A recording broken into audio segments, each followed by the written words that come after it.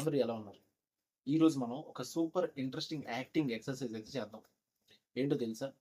మన చుట్టూ ఉండే వస్తువులు, మనం వేసుకునే బట్టలు, మన కదలికల్ని ఎలా మారుస్తాయో చూద్దాం. చాలా సరదాగా ఉంటుంది ఇది. సరే, మీ ఇంట్లో ఏదో ఒక వస్తువు తీసుకోండి. టోపీ కావచ్చు, గ్లౌస్ కావచ్చు, స్కార్ఫ్ కావచ్చు, లేదా ఏదైనా కోట్ కావచ్చు, షూస్, ఫెదర్ బోవర్ అంటే నెమలి పింఛం లాంటిది, వాకింగ్ స్టిక్, కర్ర, ఏదైనా స్పోర్ట్స్ సామాన్ ఏదైనా, లేదా ఒక బ్యాగ్ ఏదైనా పర్లేదు. ఇప్పుడు ఒక ప్రశాంతమైన చోట కూర్చోండి.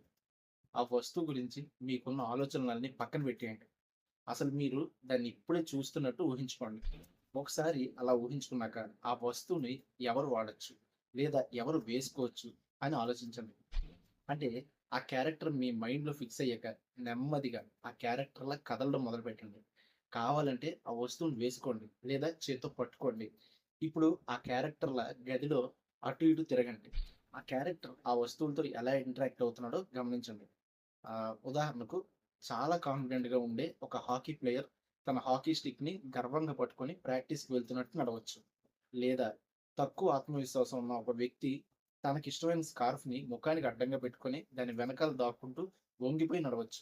అర్థమైందా? ఇలా ఒక వస్తువు లేదా క్లోత్స్ వల్ల మీ కదలికల్లో వచ్చిన మార్పుని గమనించాక ఇంకో కొత్త వస్తువు అయితే తీసుకోండి.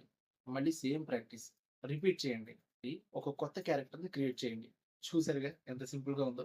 ఇది మీ యాక్టింగ్‌లో చాలా కొత్త విషయాలైతే నేర్పిస్తుంది.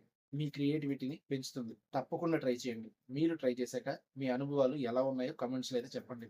మళ్ళీ ఇంకో ఇంట్రెస్టింగ్ వీడియోతో మళ్ళీ కలుద్దాం. Bye bye.